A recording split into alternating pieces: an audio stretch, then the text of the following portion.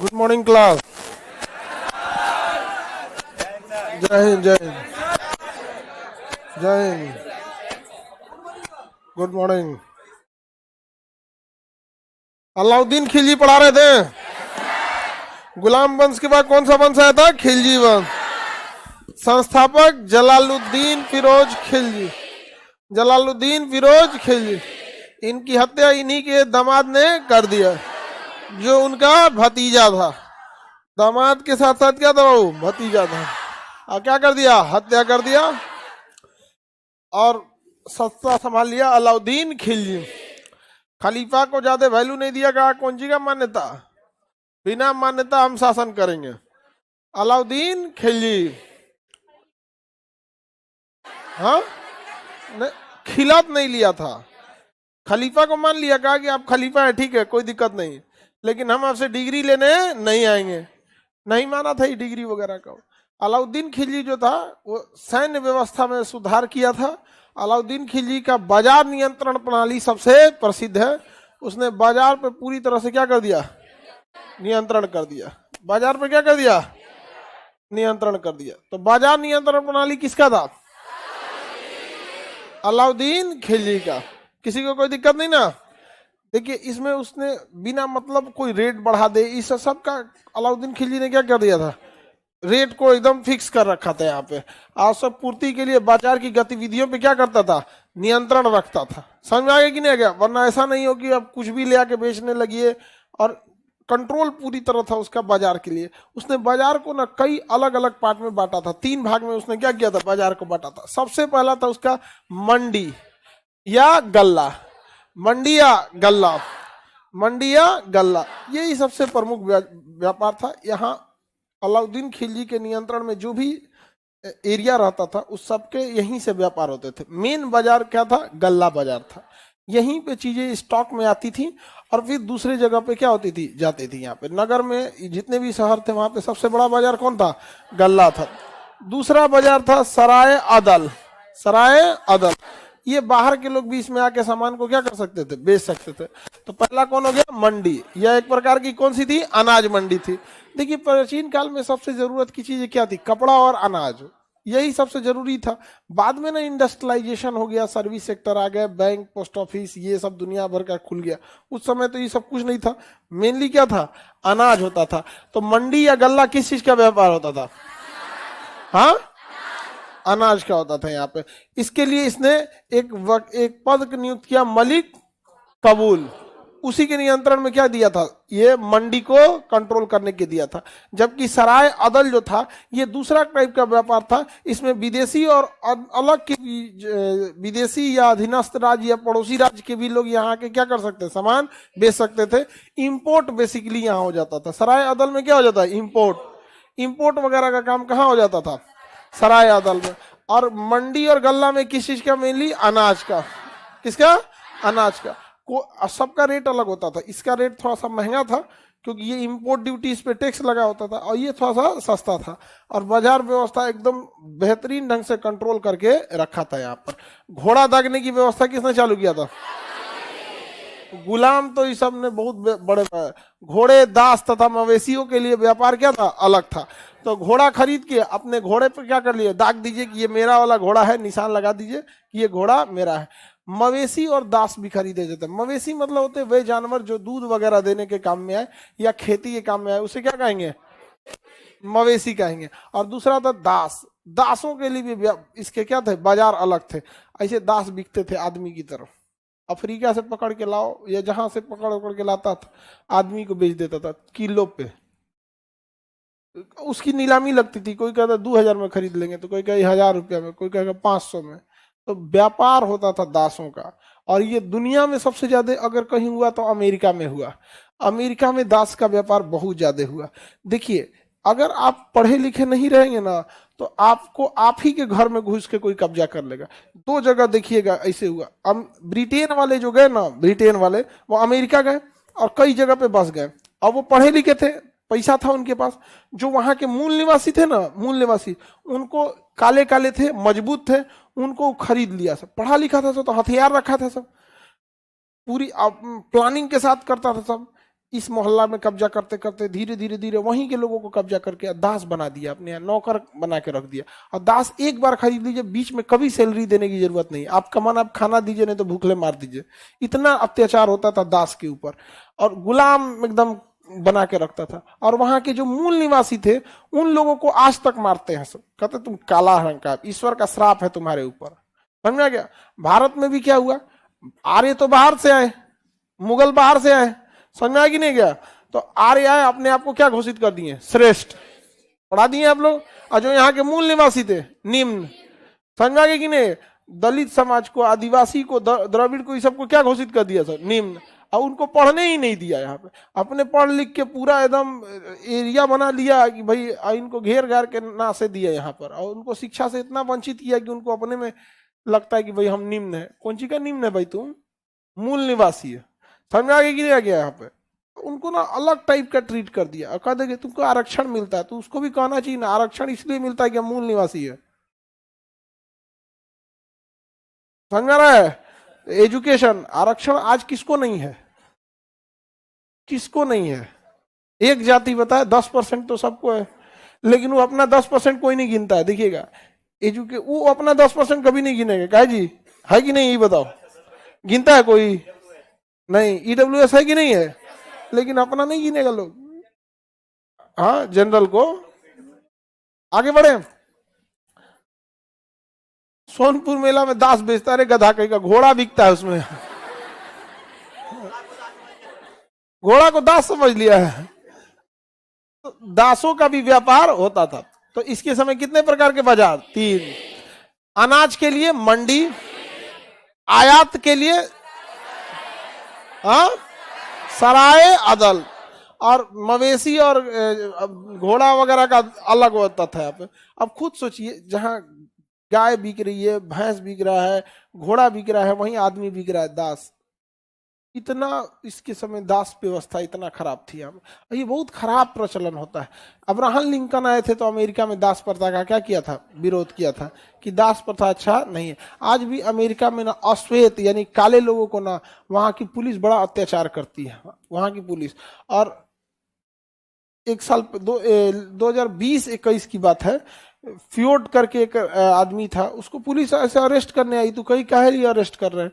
तो पुलिस उसको गिरा के हाथवा पीछवा बांध के और गर्दने पे चढ़ गई, मर गया, वो मर गया। जिसको चोक बोलते हैं, चोक कर दिया। यहाँ पे पकड़ के गर्दन में दाबे रहते हैं इतना देर तक कि मरिए जाते हैं आदमी। यहाँ पर वहां पे ये बहुत खराब परंपरा है। और हम लोग को, जैसे हमारे यहाँ जाति है ना, तो जैसे हम लोग सोचते हैं ना कि काला और गोरा में क्या रखा है, काहे लिए लड़ता है, वैसे अंग्रेज सोचता है जाति में क्या है, क्या ऊंची जाति नीची जाति। तो ये मेंटेलिटी की बात होती है। समझ में आएगी नहीं आएगा? एजुकेशन छीन लीजिएगा ना, काम खत्म हो जाएगा। छोटी जातियों से क्या छीन लिया? एजुकेशन ने छीन लिया। एजुकेशन छीन लिया, उनको समझे में नहीं आया। हम बताते हैं ना कि हम अगर छोटी जाति से रहते तो वही नाम रखते हैं जो बड़ी जाति का है। और क्या, जाति कैसे पता चलता है? नंबे देख के ना, देखते सबसे ज्यादा सम्मान किसको है वही रखते। 500 साल देखिए, हम मानते हैं कि 2 दिन में नहीं बदलता, 500 साल में ऐसा हो जाता ना कि जो ओरिजिनल है ना, ओरिजिनल उसी को लोग शक करते कि डुप्लीकेट है। 1-2 साल में नहीं चेंज होता, लेकिन इतना पक्का क्या हो जाता चेंज हो। लेकिन उनको पढ़ने ही नहीं दिया। हिम्मत है तो नहीं लिख दे। समझ आएगी नहीं क्या? आप लोग को भी ज्यादा इधर उधर होगा तो लिख दीजिए, जो मानो लिख दीजिएगा। नहीं समझा? 1000 ये तुरंत चेंज नहीं होगा, लेकिन 500 साल में इतना ज्यादा चेंज हो जाएगा, पता नहीं चलेगा। भाई कोई बोलेगा ही जात के, अरे भाई ओरिजिनल है कि नहीं है? तो ओरिजिनल हाँ, पिता का देख लो, पिता के नाम में भी वही रहेगा। कुछ अगर 100 साल भी बीता तो 3 पीढ़ियां बीत जाएगी। 100 साल में 3 पीढ़ी बीत जाएगी, तो कैसे पता चलेगा? दादा तक में सेम नाम दिख रहा है, नहीं हो जाएगा, खत्म कहानी। लेकिन क्या कहिएगा?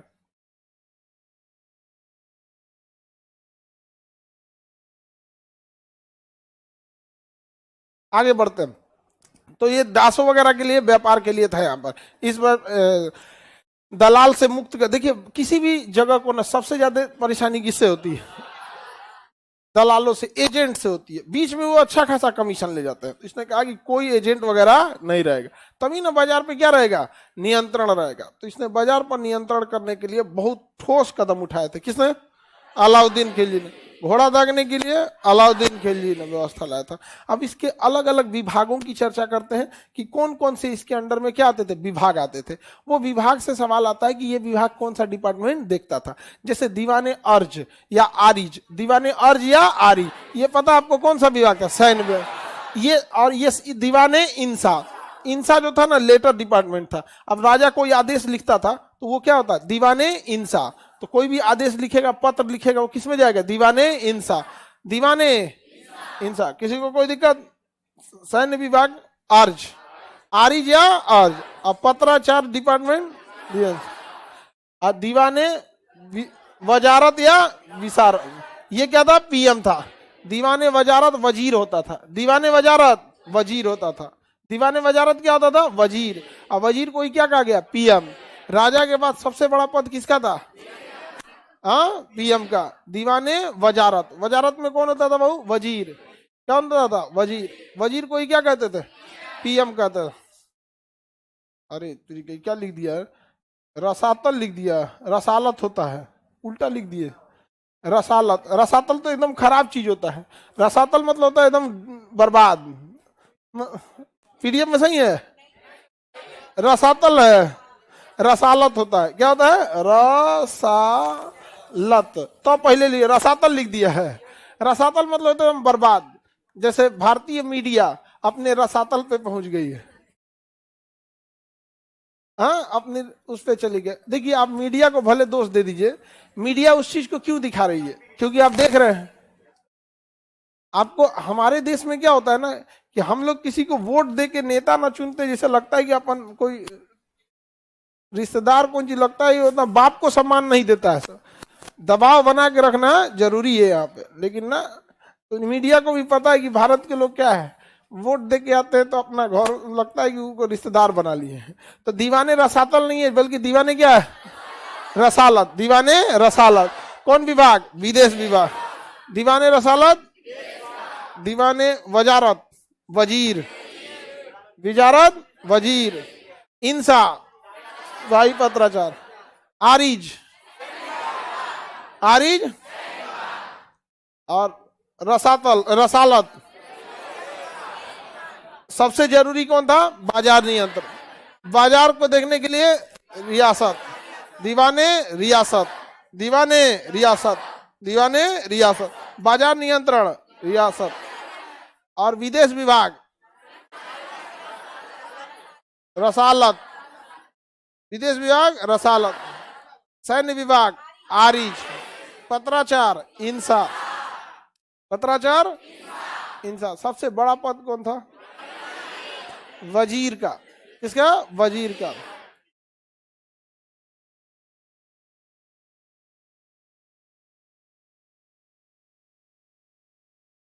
किसी को कोई दिक्कत नहीं ना? चलिए अब आगे बढ़ते हैं। मिनिस्ट्री ऑफ रियासत, हाँ उसी को मिनिस्ट्री बोला जाता है, मिनिस्ट्री ऑफ रियासत। आगे बढ़ जाए ना। ये सब उसका क्या था बाबू? सैन्य विभाग। ये विभाग थे अलग अलग। आरिज क्या था?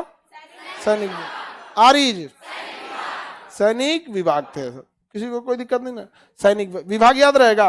अब इसके हम लोग देख लेते हैं कुछ सैन्य अभियान। किसी भी राजा के लिए उसका किया गया सैन्य अभियान बहुत महत्वपूर्ण होता है कि कितने उसने आक्रमण वगैरह किया है। सैन्य अभियान जरूरी होता है किसी भी राजा के लिए। तो डिपार्टमेंट वगैरह समझ में आ गया कि नहीं आ गया? यहाँ पे बाजार नियंत्रण प्रणाली समझ में आ गया। बाजार को उसने क्या किया? कंट्रोल करके रखा था वहां पे। मूल्य नियंत्रण को उसी के माध्यम से कंट्रोल किया। सैन्य अभियान में देखिएगा तो इसके कई सेनापति थे, जिसमें नुसरत खान, जफर खान, उलूग खान और मलिक काफूर, ये 3-4 सेनापति बहुत प्रमुख थे। लेकिन शुरुआत में उसके ना नुसरत खान जो सबसे ज्यादा साथ दिया था। तो अलाउद्दीन खिलजी का सर्वाधिक साथ अगर किसी ने दिया तो नुसरत खान। हालांकि दूसरा उसके बाद मलिक काफूर। तो देखिए अलाउद्दीन खिलजी ने जो उत्तर भारत अभियान किया, कौन सा अभियान? उत्तर भारत, तो नुसरत खान के नेतृत्व में किया। किसके नेतृत्व में? नुसरत खान के नेतृत्व में किया था। यहाँ पे नुसरत खान के नेतृत्व में सबसे पहले इसने गुजरात जीता। क्या जीता? गुजरात। उसके बाद से राजस्थान का रणथंभौर जीता। क्या जीता? रणथंभौर। तो नुसरत खान के नेतृत्व में सबसे पहले क्या जीता? गुजरात और रणथंभौर। जब नुसरत खान ने गुजरात अभियान किया था तो उसका मुख्य उद्देश्य था कि व्यापार के लिए समुद्र मार्ग को खोलना, क्योंकि दिल्ली से सबसे करीबी समुद्र मार्ग जो था वो गुजरात था। तो सैन्य अभियान, गुजरात सैन्य अभियान का मुख्य उद्देश्य विदेशी व्यापार के लिए समुद्री मार्ग पर नियंत्रण करना था। जब यहाँ पे आक्रमण किया किसने? नुसरत खान ने। तो बताइए इसका सबसे प्रमुख सेनापति हो गया नुसरत। हाँ, नुसरत खान ने कहां कहां अभियान किया? गुजरात और राजस्थान। गुजरात और राजस्थान आक्रमण किया। गुजरात अभियान जब ये कर रहा था तो इसने तो जीत गया, और यहीं पर एक जगह था जहां से इसने 1000 दिनार में, कितने दिनार में? 1000 दिनार में इसने मलिक काफूर को खरीदा। मलिक काफूर को खरीदा। किसे खरीद लिया? मलिक काफूर को। मलिक काफूर को खरीदा। मलिक काफूर दास था, अब जिसे एक बार खरीद लिए तो काम खत्म, पैसा देने की जरूरत नहीं। और वो ट्रांसजेंडर था, किन्नर। ट्रांसजेंडर क्या था? ट्रांसजेंडर। जैसे मुगल काल या दिल्ली सल्तनत में ट्रांसजेंडर को सेना में भर्ती किया जाता था, और मुख्य रूप से उसका काम था रानी की सुरक्षा करना या हरम दल की सुरक्षा करना। समझ में आ रहा है कि नहीं आ रहा? किसकी सुरक्षा करना? जहां महिलाएं डिपार्टमेंट होता था ना, वहां पे उसी क्या कहता? हरम दल। तो वहां पे पुरुष सैनिक को नहीं रखते थे सब। ये सब राजा सब जो था सब इतना खचरा था, अपना चाल चलन जानता था सब, इसलिए कहता ना ना हम ना रखेंगे पुरुष को यहाँ पे। समझ में आ गया कि नहीं आ गया यहाँ पे? तो एक तरह से रानी पे नियंत्रण था यहाँ पे। तो किसको रखता था? ट्रांसजेंडर को। तो लाया गया था किसको? मलिक काफूर को। ये ट्रांसजेंडर बहुत हट्टा कट्टा था और बहुत मजबूत था। और इसका जब कलाबाजी देखा तलवार भाजने के, तो अलाउद्दीन खिलजी ने कहा कि भाई तो रानी की सुरक्षा के लिए नॉर्मल किसी को भी लगाया जा सकता है, इसको पूरी ट्रेनिंग दिया जाए, घुड़सवारी बढ़िया से दिया जाए, क्योंकि वो तो गुलाम था। तो गुलाम को कितना मिलता है? कोई बेहतरीन ढंग से ट्रेनिंग वगैरह तो मिलता नहीं है। कहा इसको ट्रेनिंग में लगाया जाए। तो इसको कहाँ लगाया गया? ट्रेनिंग में। इसीलिए मलिक काफूर को 1000 दिनारी भी कहा जाता है। क्या कहा जाता है? 1000। और अलाउद्दीन खिलजी ने अपने नेतृत्व में लड़ाई नहीं लड़ता था, वो अपने सेनापति को ही भेजता था। लेकिन 1303 ईस्वी में जब उसने चित्तौड़ अभियान किया, 1303 में क्या किया? चित्तौड़ अभियान किया। तो बताइए अलाउद्दीन खिलजी ने स्वयं के नेतृत्व में कौन अभियान किया? अलाउद्दीन। कब किया? 1303। कहां आक्रमण किया? चित्तौड़। चित्तौड़ अभियान किया। चित्तौड़ अभियान में यहाँ के राजा रतन सिंह, राजा रतन सिंह और रानी पद्मावती। रानी पद्मावती, रानी का नाम पद्मावती। इसमें फिल्म भी बनी है, पद्मावती फिल्म बनी है। और ऐसा इतिहास में कहा जाता है कि रानी पद्मावती के लिए क्या किया था? आक्रमण किया था। और युद्ध में राजा रतन सिंह की युद्ध में मारे गए। तो फिर पद्मावती और अन्य रानियां महल के अंदर जौहर कर ली। जौहर में वो लोग क्या करती थी? एक बड़ा सा आग का बना के, उसमें बड़ा सा कुंड में आग लगा के सारी रानियां एक ही साथ उसमें क्या हो जाती थी? जल जाती थी, जिसे क्या कहा गया? जौहर कहा गया। क्या कहा गया? ये कौन कह रहा है? सर रानी की सुरक्षा के लिए ठीक ही था वो।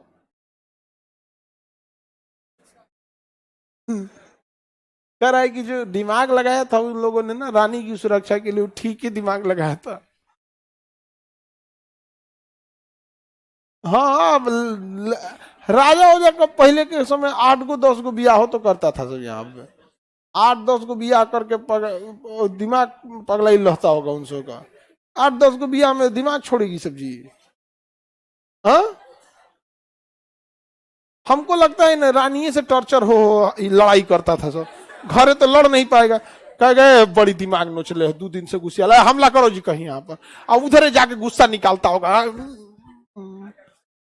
हाँ, घर का गुस्सा कहाँ निकालता होगा? बाहर निकालता होगा। इतना बियाह करना चाहिए। ये बैल सब यहाँ पे, राजा भी बैले होता था सब यहाँ पे। इतना ये सब कोई थोड़ी है। अच्छा, ये सबको खुद से सोचना चाहिए। ऐसा किसी प्रोग्राम में मत जाओ जहां ये सब जहां संकट ज्यादा दिखने को मिले, या फिर अगर जाइए रहे हो तो देखबे मत करो, नहीं समझ आया। या फिर 10-15 पूरा अपना वो रख के रहो मैनेजमेंट का तरीका कि भाई पूरा 50-60 आदमी रहे, और कोई नहीं देखिएगा, किसी भी देखिएगा बड़े बड़े प्रधानमंत्री या किसी के पास आप डायरेक्ट जाके नहीं मिल सकते, 10-20 आदमी हमेशा रहेंगे वहां पे, सेक्रेटरी तो ये वो लाल पीला हरा उनको दिमागे नहीं ले जाने देगा। हाँ सर ये ऐसे है, ये ऐसे, हाँ साइन करके निकालो इसको, भगा निकाल इसको, कोई ठीक है तुरंत निकाल दिया जाता है आप। तो जब भी आपको एक बड़े पद पे जाते हैं या एक लेवल पे जब आप लोग भी चल जाएगी तो ये सब चीज से बचे रहिएगा। कुछ चीजें हैं जिसपे आप फुल स्टॉप मार दीजिए, नहीं भैया इधर जाना ही नहीं है, लेकिन तुम लोग अभी खचरा है लोग। तो अलाउद्दीन खिलजी ने खुद के नेतृत्व में कौन अभियान किया? और उधर ट्रेनिंग दिया जा रहा था किसको?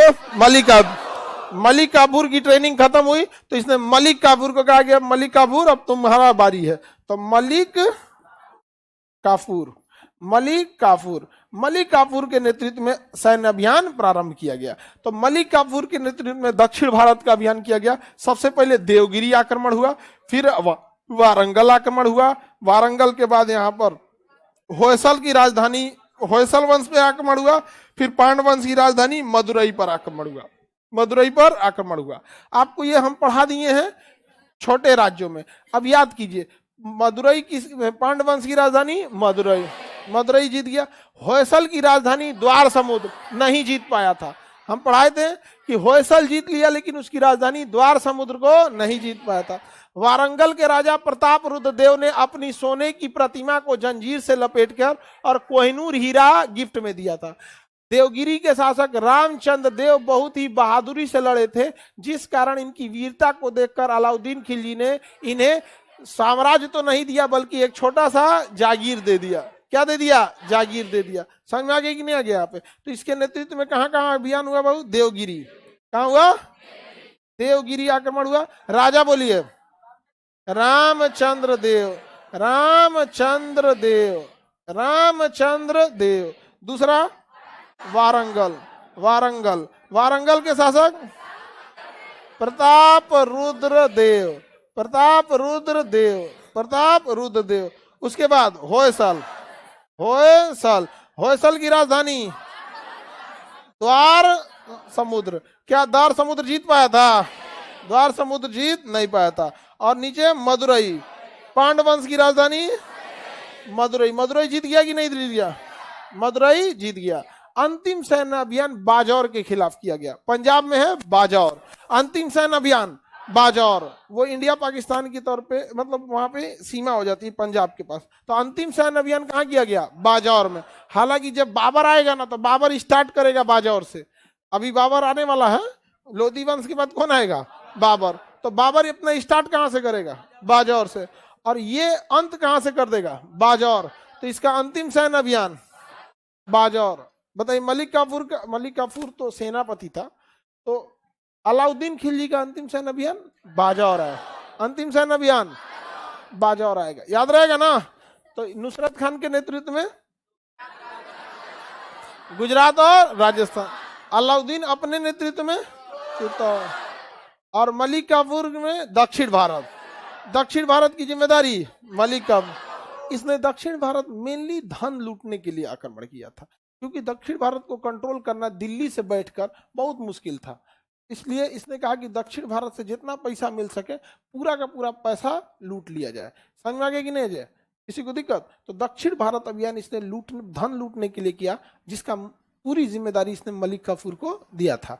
और मलिक काफूर ने इसे धन जीत के दिया भी था। इसके समय मंगोल आक्रमण सबसे ज्यादा हुए थे। बार बार मंगोल जो थे सब, मंगोल में जब कोई नया सेनापति आता था भारत पे आक्रमण कर देता था। जब कोनो का ट्रांसफर पोस्टिंग हुआ ना तो भारत पे आक्रमण करता था। मंगोलिया पूरा उत्तर भारत में, चीन से लेके अफगानिस्तान ईरान तक क्या फैला हुआ था? मंगोल आक्रमण हुए थे।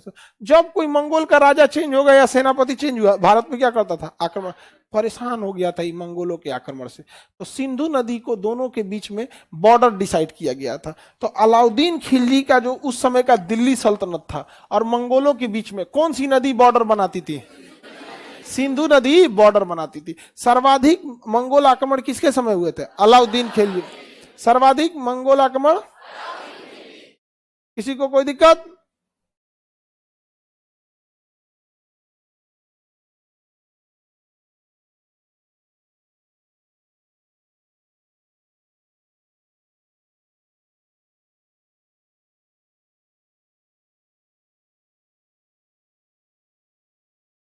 अब आगे बढ़ते हैं हम लोग, चलिए ध्यान से देखते हैं हम लोग। सिंधु नदी हो गया, क्या हो गया? बॉर्डर बना दिया सिंधु नदी यहाँ पर। इसके कई सेनापति थे जो प्रमुख सेनापति थे, जैसे आपका उलुग खान हो गए, मलिक काफूर हो गए, नुसरत खान हो गए, जफर खान हो गए। तो ये इसके प्रमुख सेनापति थे। अलाउद्दीन खिलजी अपने सेनापति को बहुत मानता था। क्या करता था? बहुत मानता था। क्योंकि अच्छा, इसके सेनापति भी बहुत वही था, जो जिधर बोलता था तो उधर आक्रमण कर देते थे सब।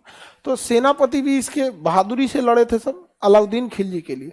तो इसने अपने सेनापति की तुलना पैगंबर मोहम्मद साहब के खलीफा से किया था। जैसे पैगंबर मोहम्मद साहब जब इस दुनिया से चले गए तो उन्होंने अपनी पूरी जिम्मेदारी 4 प्रमुख खलीफा को सौंप के चले गए थे। 4 प्रमुख किसे सौंप के चले गए? खलीफा को। तो अलाउद्दीन खिलजी अपने सेनापति की तुलना पैगंबर मोहम्मद साहब के किसे करता था? खलीफा से।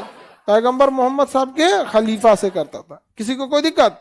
और इसका सबसे ज्यादा लड़ाई लड़ने वाला मलिक काफूर था। मलिक काफूर था। हालांकि जो जफर खान था, क्या नाम था? जफर खान। ये इसका आपको सैन्य अभियान ज्यादा देखने को नहीं मिलेगा। जफर खान भी बहुत बहादुर सेनापति था और इसे मेनली सुरक्षा की जिम्मेदारी दी गई थी। जैसे उत्तर भारत नुसरत खान को दिया गया। उत्तर भारत किसे दिया गया? नुसरत खान। नुसरत खान को उत्तर भारत, और उलुग खान को भी। वो बलबन वाला उलुग खान नहीं, नुसरत खान। तो मेनली नुसरत खान को उत्तर भारत, और दक्षिण भारत मलिक काफूर। मलिक काफूर को क्या दिया गया? दक्षिण भारत। मलिक काफूर को दक्षिण भारत दिया गया, और उत्तर भारत नुसरत। और सुरक्षा की जिम्मेदारी जापान। अब आप बताओ किससे सुरक्षा? मंगोल से। किसे? मंगोल। मंगोल से। चाइना और मंगोलिया में कौन थे? सब मंगोल। जब मन तब भारत में आके आक्रमण कर दे। और ये पहाड़ी थे सब। पहाड़ी लोग बड़े बहादुर होते हैं और बड़े फुर्तीला, शरीर बड़ा उनका गठीला होता है, लड़ाई उड़ाई में बड़ी आगे होते हैं। नेपालियों को देखिए, गोरखा को देखिए, उत्तराखंड में देखिए, बड़ा जीवन वहां पे क्या है? टफ है। अभी टनल से तो बाहर निकाले गए ना मजदूर लोग को, वहां पे अंदर के अंदर क्या हो गए थे? फंस गए थे यहाँ पे। उत्तरकाशी में टनलिंग का काम हो रहा था, अचानक फंस गया था ना टनल, वहां पे बंद हो गया था। बड़ा पहले तो टनल और रिस्की होते थे बनाना, अब तो टेक्नोलॉजी इतना आ गया है। तो पहले बहुत टनल बनाना क्या था? मुश्किल था। अब तो खोद उद के टनल, उसमें ऑक्सीजन, फूड सप्लाई चालू रखा गया था। तो इतने दिन वो लोग क्या किए थे? सर्वाइव किए थे। 17 दिन तक अंदर रहना, समझ रहे हैं? धूप बाद में देखा है लोग, सूरज की रोशनी कैसे होती है 17-18 दिन के बाद। बहुत मुश्किल है वहां पर। अलग अलग जगह के मजदूर थे वहां पे।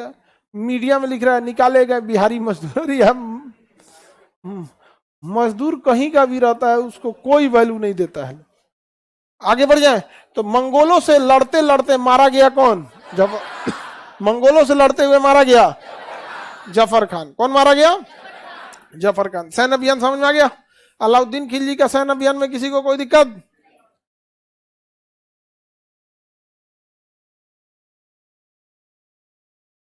देखो इसको, मैं क्लास 9th में हूं, यूपीएससी की तैयारी प्रारंभ कर दूं।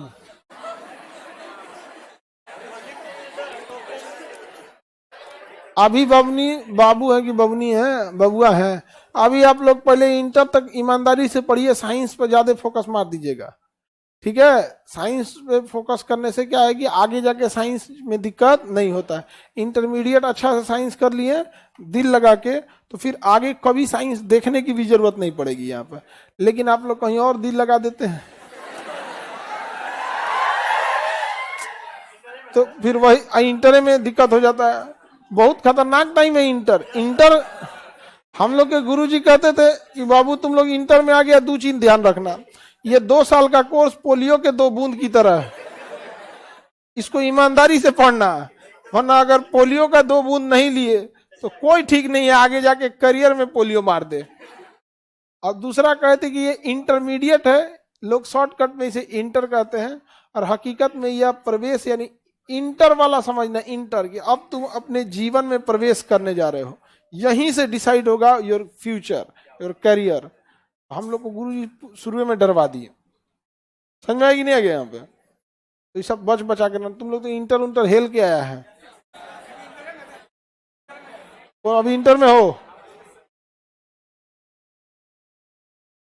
आगे बढ़ जाए। जफर खान, नुसरत खान, मलिक काफूर, उल्लू खान, ये लोग किसके प्रमुख सेनापति थे? अलाउद्दीन खिलजी के। आगे बढ़े, ये सैन्य अभियान तो बढ़ा दिए। अलाउद्दीन खिलजी ने चित्तौड़ अभियान किया। चित्तौड़ अभियान में वहां के राजा का नाम क्या था? राजा रतन सिंह। राजा रतन सिंह। दक्षिण भारत की जिम्मेदारी किसे दी गई? होयसल की राजधानी द्वार समुद्र जीत पाया? नहीं जीत पाया था, द्वार समुद्र को नहीं जीत पाया था। किसी को कोई दिक्कत? अलाउद्दीन खिलजी ने निजामुद्दीन औलिया से भी जमीन वापस मांग लिया था। किससे जमीन वापस मांगा? निजामुद्दीन। आपको पढ़ाए थे, किसने कहा कि जिसको भी दान में जमीन दी गई है ना, वापस ले लिया जाए और उसे बदलेंगे खालसा भूमि अर्थात सरकारी भूमि में, वापस मांग। हाँ, किन्होंने? निजामुद्दीन औलिया ने। हाँ।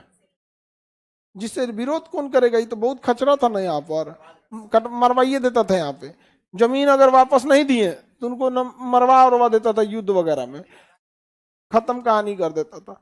तो इसने ना निजामुद्दीन औलिया से भी कहा कि सबसे ज्यादा जमीन तो आप ही को मिला है, लोग बड़ी दानन में दिए हैं, चलिए तो वापस कीजिए सारा जमीन। तो निजामुद्दीन औलिया तो धार्मिक व्यक्ति थे, और धार्मिक व्यक्ति को आप सताएंगे तो पूरी समाज का विरोध हो जाएगा। तो उनको लेटर लिख के भेजा कि हिसाब करना है हमको, बाहर आइए।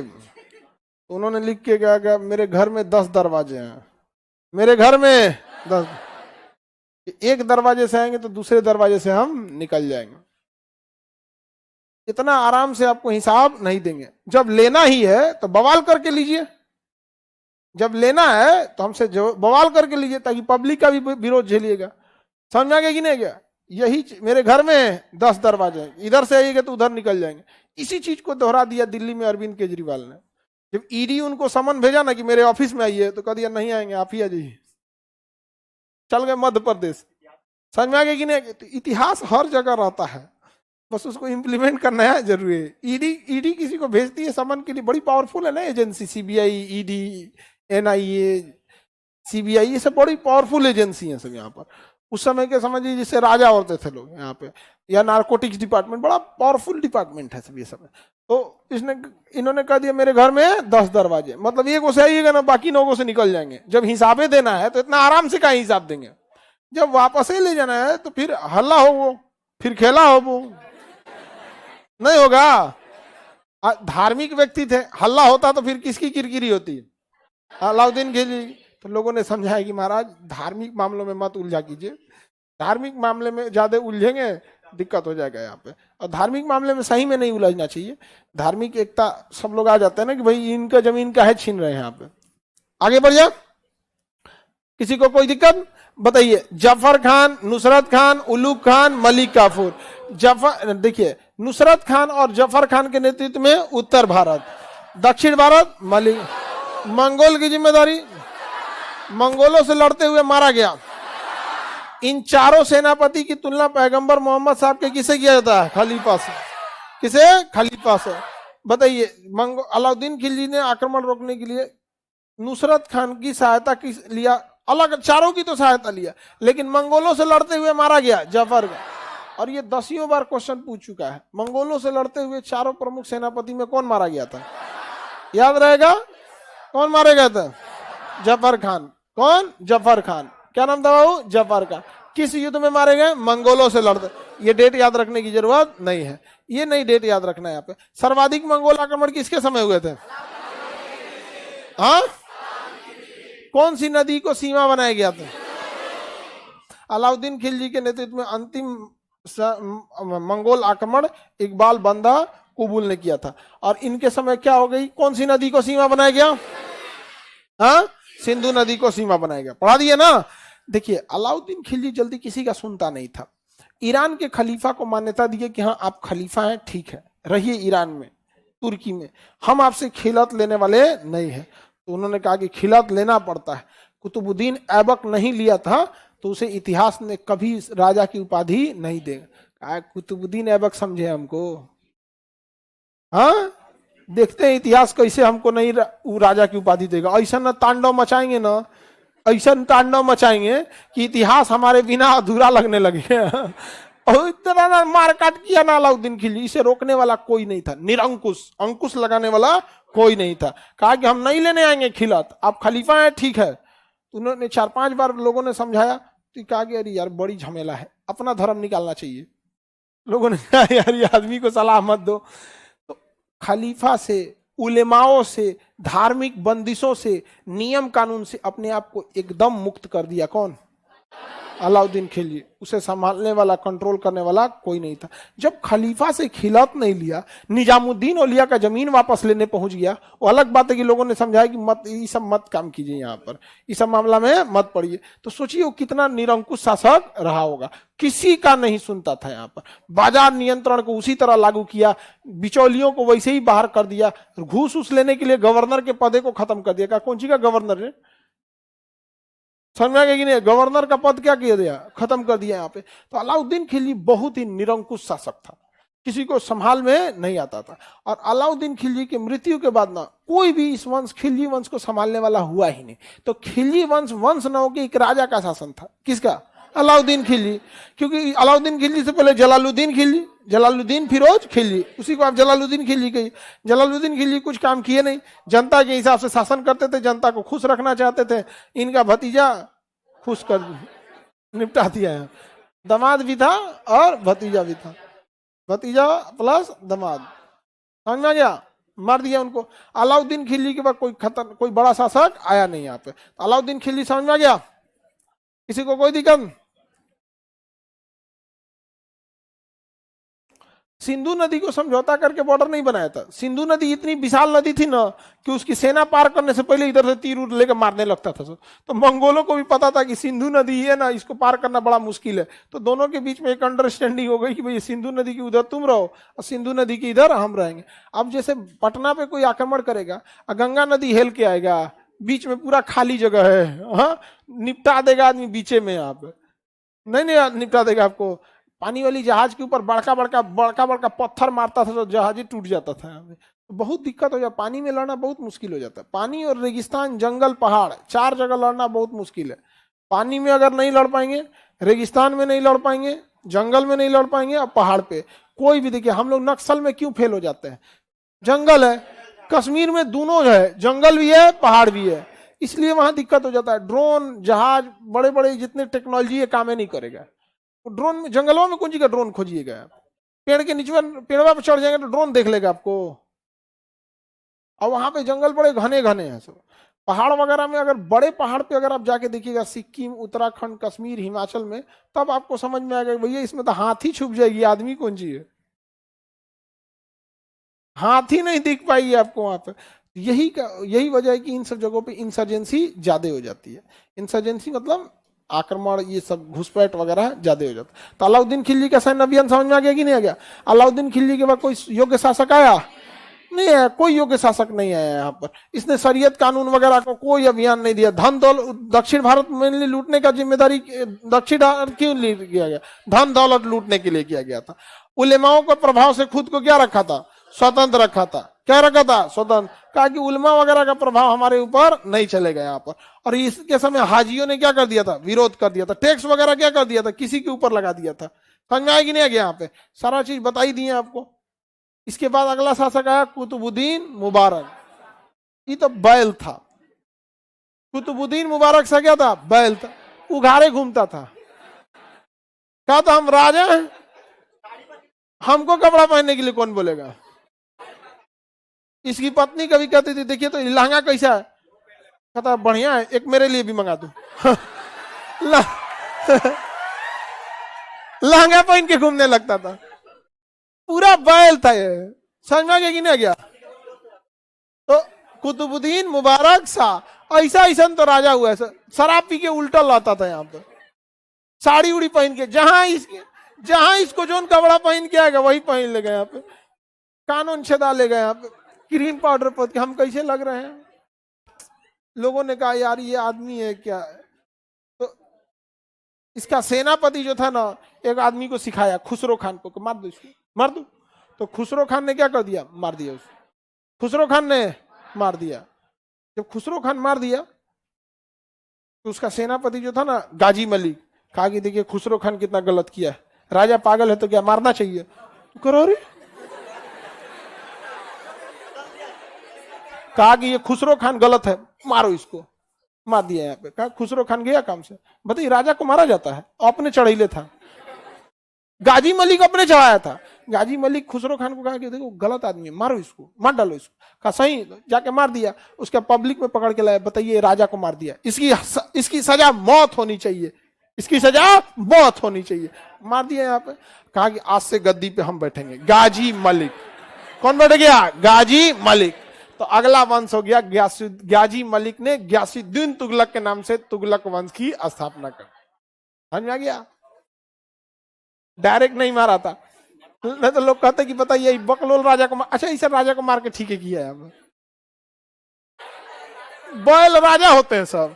राजा को राजा का जीवन बड़ी टफ और जिम्मेदारी वाला होता है। यहाँ पे राजा कभी सक्सेस नहीं हो सकता है जिसको ना बहुत आराम सुख सुविधा ये सब का शौक हो। तो बाकी का क्लास कल समझा देंगे। तुगलक वंश, कौन सा वंश,